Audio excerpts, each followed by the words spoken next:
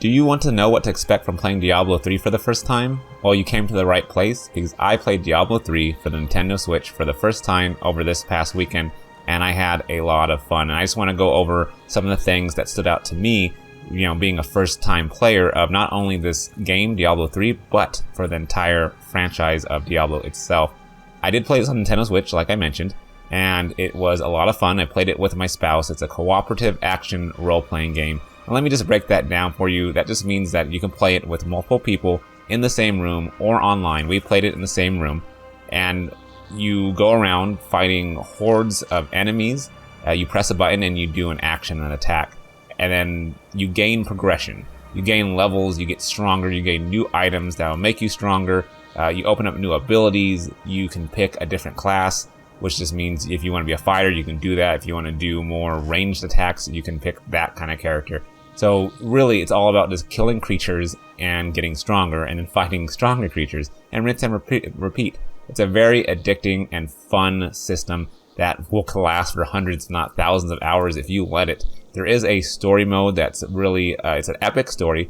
It is a great fantasy, gothic, supernatural, you know, vibes and themes in it. There's a lot of like skeletons and dead bodies and creatures and all these kind of crazy stuff that's going on in this world.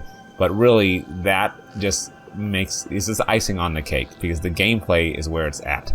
It is seamless. There is very little load times, if not any, during the actual gameplay. There is a load time at the starting and I think end of sessions, if I remember correctly. But when you're playing the game, you can jump into the inventory, jump out of the inventory, go from one world to a dungeon, back to the main world, and you're not going to find a lot of load time. So it's this very quick, seamless game world that lends itself to the gameplay, which is this: you want to find the next horde of enemies. You want to find the next horde of enemies. You want to kill them. You want to use your awesome new abilities. You want to see how stronger you have, grew from picking up that new weapon or that new armor or, you know, your new skill that you've acquired. It's just a lot of fun. So it's really good that the gameplay and the load times really mesh well together. The one thing that I found out at the very beginning, at least for the Nintendo Switch version, is that you might have to jump through a few hurdles if only one of you is a Nintendo Switch Online subscriber. So I wanted to play this with my spouse locally, that means in the same room, and I was able to, but I needed to sign her up for a Nintendo Switch Online account. She did not have one yet, because she does not have a Nintendo Switch until Animal Crossing New Horizons comes out in a couple of weeks. She'll be getting one, but for now she already had a Nintendo Switch account, just she was an online subscriber. So before we can start, I had to spend about 5 to 10 minutes going online as her, getting an account for her, signing up, doing all those little tasks, just so that when we're playing, she can keep her saves and her progression going forward when she gets her Switch. Now, if you don't care about that progression in the save file, you can play locally in the same room as a guest. You can just play, but your progression won't be saved as a character. But that was just like a little bit to know if you both need to be Nintendo Online Switch subscribers if you want to play in the same room. As far as I know, I didn't find any way around that besides what I just mentioned. Is you can be a guest character. You will not be keeping all the progression that you make. Now, with all that said, and now that that's over, we also noticed that this game throws a lot at you at the beginning. I mean, it's fun, don't get me wrong, but you really have to just sit there and quiet your mind, because there's a lot of information being thrown. Like, every button does something. There's a lot of stats. There's a lot of numbers. There's a lot of items. There's a lot of skills. There's still things like that we still don't know what they mean.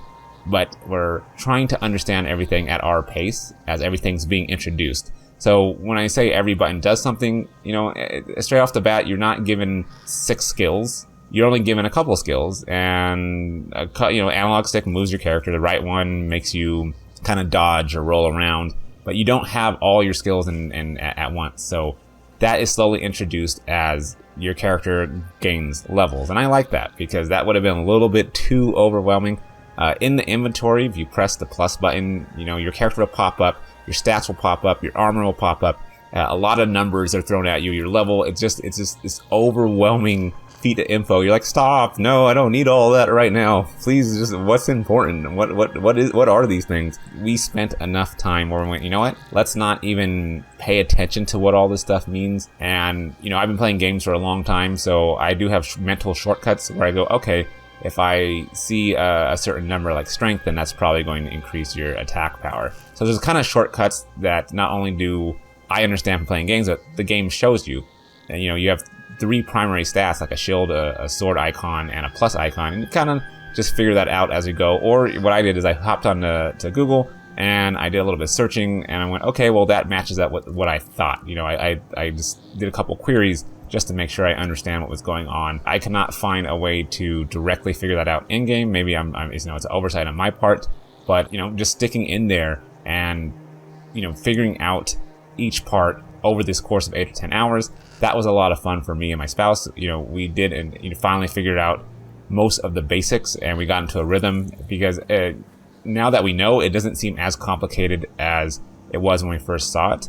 But again, a lot of information, a lot of things being thrown at you, and because, you know, this game provides a lot of items, because that's, you know, part of the gameplay. You want to kill enemies, find new items, you gain new equipment, and you get stronger. You know, it's going to constantly demand from you to go into the inventory and check those out, so it might be a little bit more confusing, because if you stayed with one armor, it will make probably more sense. But after all that, there is, again, the fun, addicting gameplay about killing creatures, getting stronger in this wonderful world with this gripping story that I can already see will last, again, for hundreds of hours. And that's what it's all about, just going from map to map, dungeon to dungeon.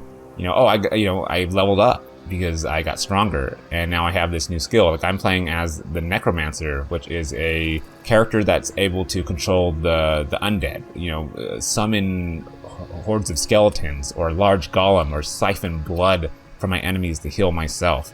And I'm enjoying playing as him, and it's just really cool going around and, you know, figuring out what the best strategy is to use my skills, because you know, as you grow stronger, I mentioned, you gain new skills. You know, I can summon skeletons later on as I got stronger, or a golem, or use certain abilities, but those things need time to cool down so you can use them again. So it's just really trying to find a balance of what to do, especially when the battles get stronger.